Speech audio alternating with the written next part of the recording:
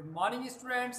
Today we will study class 9 English Beehive poetry, poem number 6. No men are foreign. This poem is composed by James Kirkham. Okay, students. First of all, we will discuss the title of this poem. No men are foreign. Foreign कहते हैं बेटे विदेशी, यानी जो हमारे अपने देश से बाहर के देश का व्यक्ति होता है, या पराया भी कह सकते हैं इस चीज़ को यहाँ पर पोएम पोएम की दृष्टि से। नो मैन आर फॉरेन, यानी कोई भी व्यक्ति जो है वो विदेशी नहीं है, यानी पराया नहीं है।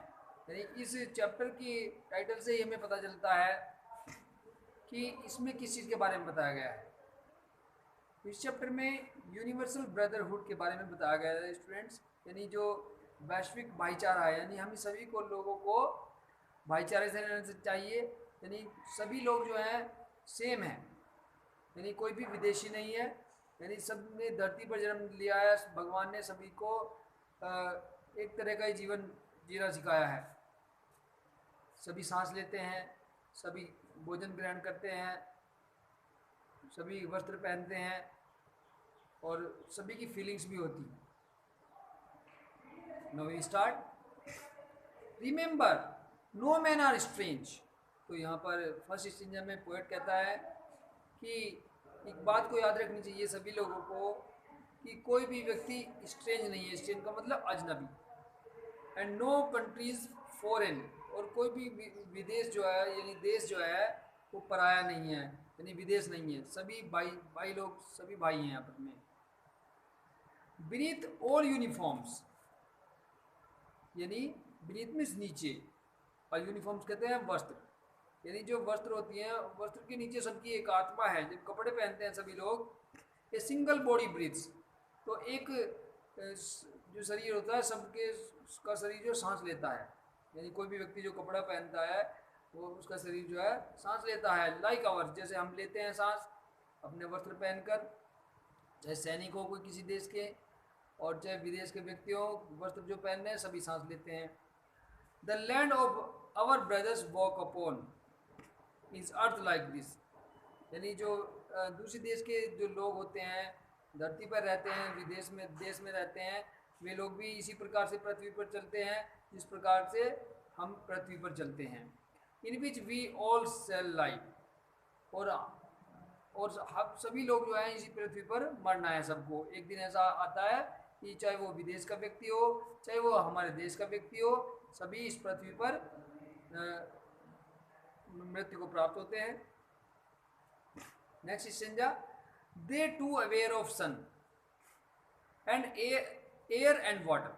तो सेकंड स्टेंजा में पोएट कहता है कि वे जो लोग हैं, दे का मतलब है फॉरनर से मतलब है जो विदेश में रहते हैं, वे लोग भी सूरज के बारे में जानते हैं, अवेयर हैं उसके बारे में, और एयर के बारे में, हवा को भी ग्रहण करते हैं, सूरज की गर्मी को भी ग्रहण करते हैं, हम भी इसी प्रकार से करते हैं, और वाटर और पानी को भी ग्रहण करते हैं। यानी सभी लोग चाहे हमारे देश के हो चाहे विदेश के हो, सभी इनका यूज़ करते हैं। Are fed by peaceful harvest, और वे फसल बोकर उसको भोजन के रूप में ग्रहण करते हैं।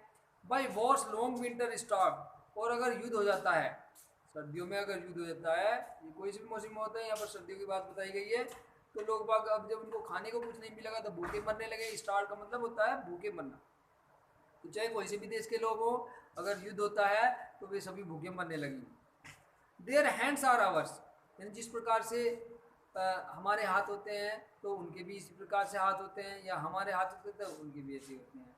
And in their lines we read, और जो हाथ की रेखाएं होती हैं जैसे हमारी होती हैं इसी प्रकार उनकी भी होती हैं। A labour not different from और ऑन, लेबर कहते हैं मेहनत करना, यानी वे लोग भी जिस प्रकार से हम मेहनत करते हैं हम भी इसी प्रकार से मेहनत करते हैं, और वे लोग भी इसी प्रकार से मेहनत करते हैं। Third stanza. Remember they have eyes like ours that walk wake और स्लीप, और थर्ड स्टेंजा में फिर पॉइंट कहता है कि जिस प्रकार से हमारी आंखें होती हैं, हमारी आंखें जागती हैं सोती हैं, उसी प्रकार की उनकी आंखें भी सोती हैं जागती हैं। And strength that can be वोन बाई लव, और शक्ति को एक प्यार के द्वारा जीता जा सकता है, चाहे कोई से भी देश का व्यक्ति हो, उनमें जीतना। In every land is common life, यानी प्रत्येक लैंड में, लैंड का मतलब देश में, कंट्री में, सबका जीवन कॉमन होता है, सामान्य होता है। जिस प्रकार की दिनचर्या लोगों की होती है हमारे देश में, दूसरे देश में भी ऐसी होगी। सुबह सुबह को उठते हैं, ठीक है, भोजन करते हैं, अपना वर्क करते हैं, शाम को फिर सो जाते हैं। जो भी दिनचर्या होती है सभी की सामान्य होती है, कॉमन होती है। That all can recognise and understand, यानी सभी लोग एक दूसरे की फीलिंग को समझते हैं और आपस में पहचानते हैं एक दूसरे को। Next is stanza, let us remember whenever we are told to hate our brothers, यानी इस बात को याद रखना चाहिए सभी लोगों को कि कभी कभी क्या होता है, कुछ लोग भड़काते हैं इस बात को कि हमें अपने भाइयों से, ब्रदर्स से हेट करनी चाहिए। हेट मीन्स नफरत, तो लेकिन ऐसा नहीं है कि नहीं करनी चाहिए बेटा। It is ourselves that we shall dispossess, dispose का मतलब वंचित करना, और बेट्रे मीन्स धोखा देना, और कंडेम का मतलब होता है बुराई करना।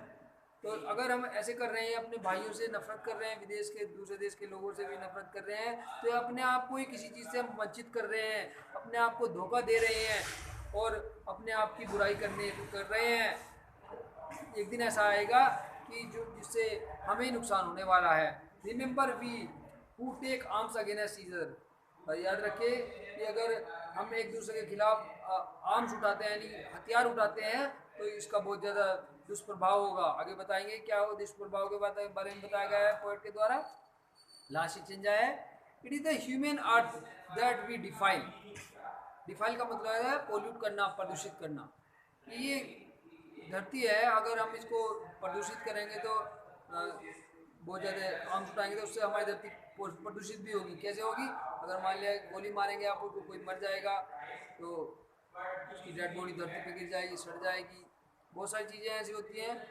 और हेल्स ऑफ फायर, यानी जो आग का में युद्ध होता है, युद्ध में आग उठती है। And dust outrage the innocence, outrage the innocence का मतलब है प्रदूषित करना, कि वो हवा को भी प्रदूषित करेगा। और fair that is everywhere our one, इन सब जगह अपना ही है, किसी और का नहीं है।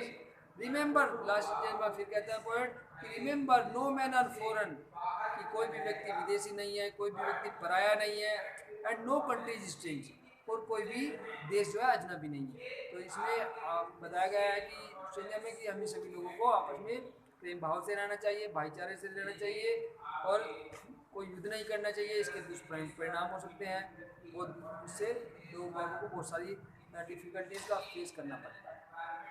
आई होप आपको ये पोएम अच्छी लगी होगी। Okay, take care friends, bye bye.